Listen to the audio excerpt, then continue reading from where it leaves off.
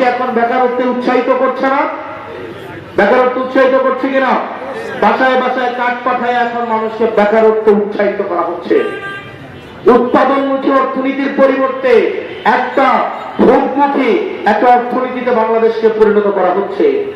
5 বছরে 1,20,000 কোটি টাকা উৎপাদনের পরিবর্তে শুধু এক ধরনের ভোগ প্রবণ অর্থনীতিতে ব্যয় করা হচ্ছে। নাম দিয়েছে সেটার ফ্যামিলি কার্ড। আপনারা এই কার্ডটা পাচ্ছেন না? পাচ্ছেন তো? এই কার্ড যখন দেখবেন এক বান্ডেল হবে, তখন এই বর্ষাকালে বসে কি করবেন? বসে বসে উনু খেলবেন। কার্ড অনেকে মনে করে কার্ড হয়তো ঢুকাইলে টাকা আসবে। আবার একজন 1 লাখ টাকা ইনকাম করবে পরিশ্রম করে, একজন আজারে বসে 20,000 টাকায় বসে থাকবে, ঘরের মধ্যে কাজ করবে না, তাকে আমরা বাসার মধ্যে বসে বসে কার্ড পাঠাবো, এইটাও হবে না।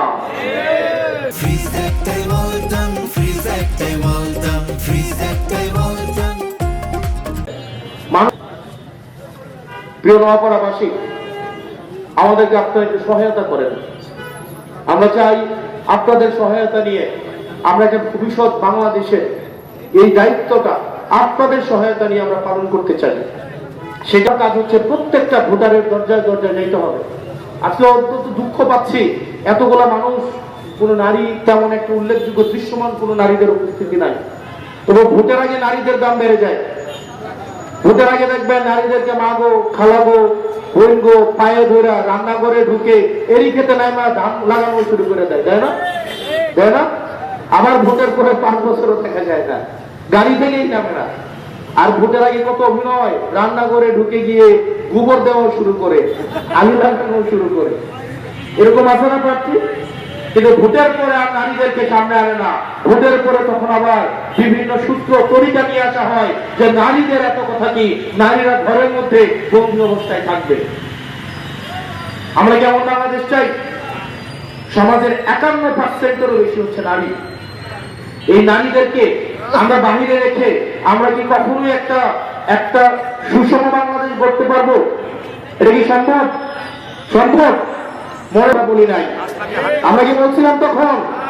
নারীদেরকে ঠিকই তখন মিছিলের সামনে রেখে বেড়ায় হচ্ছে পিছনে দাঁড়াইছিল, আর ক্ষমতার সময় আবার নারীদেরকে পিছনে দিয়ে বেড়ায় সামনে চলে যায়। এই ধরনের বিচারিতা করা যাবে না। প্রত্যেকটা নারীর কাছে, প্রত্যেকটা মায়ের কাছে, প্রত্যেকটা বোনের কাছে নির্বাচনী প্রতিশ্রুতি নিয়ে যেতে হবে।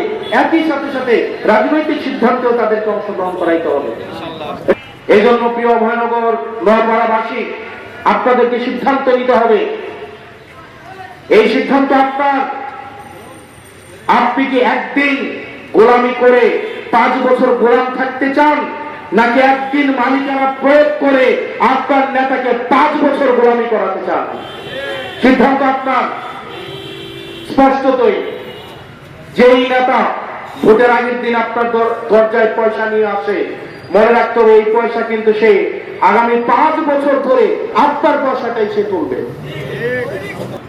আপনি কি 500 টাকা খেয়ে 10 লাখ টাকা খাওয়ার সুযোগ করে দিয়ে 5 বছর সাফার করবেন, নাকি যোগ্য প্রার্থীকে বিনা পয়সায় ভোট দিয়ে 5 বছর বিনা পয়সার সার্ভিস নেবেন? সিদ্ধান্ত আপনার। বরং হওয়ার কথা ছিল আমার ছেলে, আমার সন্তান নিজ যোগ্যতায় নিজ মেধায় চাকরি পাবে। অত্যন্ত পরিতাপের বিষয়, বিএনপি সরকার বলছিল তারা 5 বছরে 1 কোটি লোককে নাকি চাকরি দিবে।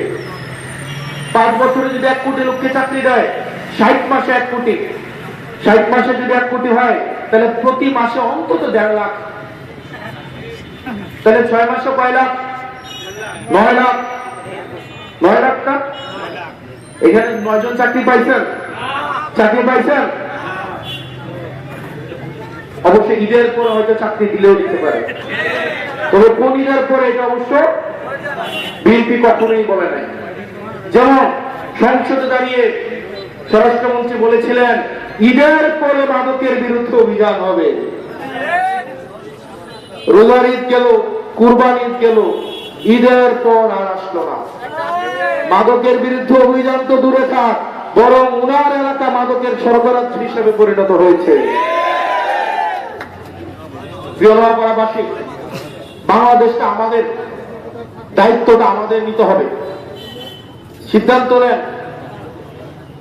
আমাদের জন্য ভারত নাই, ইংল্যান্ডও নাই, পয়সা নাই যে আমরা পালে আমেরিকা যেতে পারবো। শেষ পর্যন্ত বঙ্গোপসাগর হয়তো যাইতে হবে যদি জনগণের সাথে প্রতারণা করি। বঙ্গোপসাগরে ডুবা মরতে হবে আমাদেরকে, যেহেতু আমাদের পালানোর কোনো সুযোগ নাই, জায়গা নাই, দেশ নাই, অর্থ নাই, পাচার করার মতো টাকা নাই। সুতরাং আমাদের আপনাদের সাথেই থাকতে হবে। সেজন্য আমাদের দায়িত্বটা নেন, আমরা আপনাদের কাছে ভিক্ষা চাইতে আসছি। আমাদের